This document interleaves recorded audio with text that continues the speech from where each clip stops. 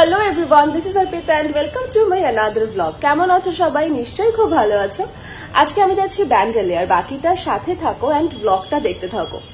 আজকের ভিডিওতে আমি তোমাদের সাথে শেয়ার করব ব্যান্ডেলের 3টে দর্শনীয় স্থান। আশা করছি তোমাদের খুব ভালো লাগবে। আর জানো তো, আমি ব্যান্ডেলে গেছিলাম গত বছরে, কিন্তু সামহাউ এটা এডিট করা হয়নি, তাই এখন তোমাদের সাথে শেয়ার করছি।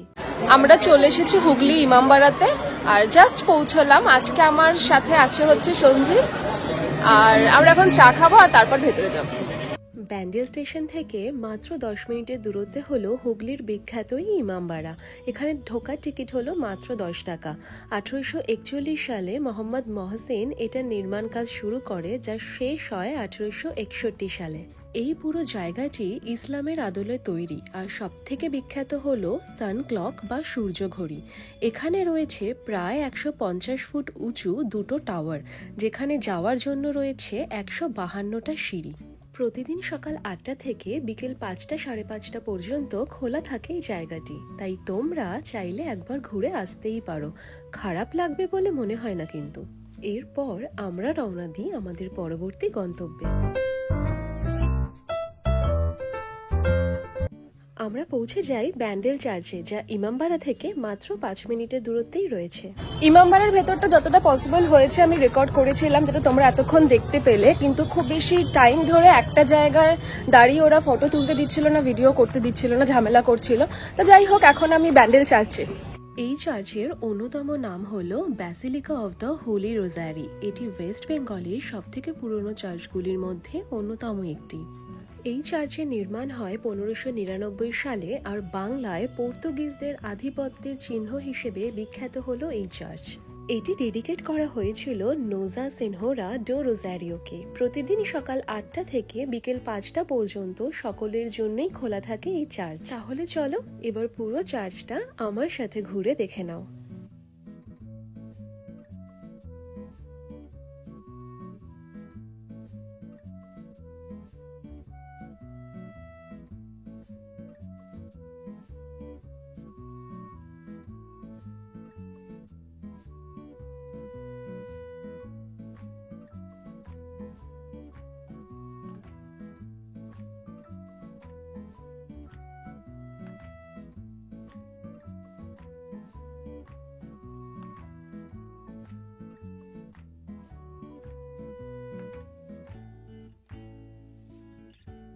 চার্চ থেকে বেরিয়ে বেশ অনেকগুলো খাবারের দোকান আছে, আমরা ওখানেই না লাঞ্চটা করে নিয়েছিলাম। এখন তো আমরা খাবো এখানে। এবারে বল, দুটো জায়গায় ঘুরে তোর কেমন লাগলো? খুব ভালো লেগেছে আমার। খুব ভালো লেগেছে। ঝামেলাটা কেমন হলো? এগুলো তো পার্ট অফ হবেই, এগুলো দেখা যাক আর কি নেক্সট কোথায় কি হয়।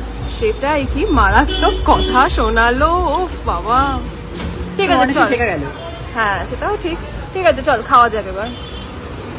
আমরা এখন খাওয়া স্টার্ট করছি। সঞ্জীবের হচ্ছে চিকেন থালি নিয়েছে ও, আর আমার হচ্ছে পরোটা চিকেন কষা। চলো, খাওয়া দাওয়া হয়ে গেছে আমাদের। এখন যাবো আমরা নেক্সট বাঁশবেড়িয়ার হংসেশ্বরী মন্দিরে, তাই তো? হ্যাঁ, আর ব্যান্ডেল চার্চ থেকে এটা ডিস্টেন্স হচ্ছে 5-6 কিলোমিটার। তো চলো যাওয়া যাক।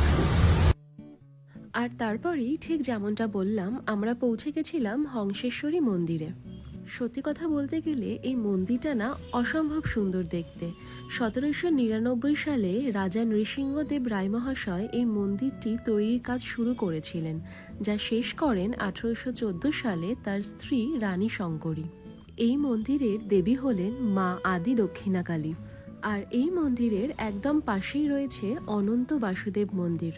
মন্দিরটি বিখ্যাত হলো এর 13টি মিনার বা রত্নের জন্য। চলো, চাটা খেয়ে এবার এখান থেকে বেরোচ্ছি, বাড়ি ফেরার পালা। আর সাথে সাথে ব্লগটাও এখানেই এন্ড করছি। কেমন লাগলো সেটা কিন্তু অবশ্যই জানাতে হবে, তাই প্লিজ লাইক করো, কমেন্টে জানিও তোমাদের কেমন লাগলো, and please subscribe to my channel. খুব তাড়াতাড়ি আসবো নতুন ব্লগ নিয়ে। Till then, tata.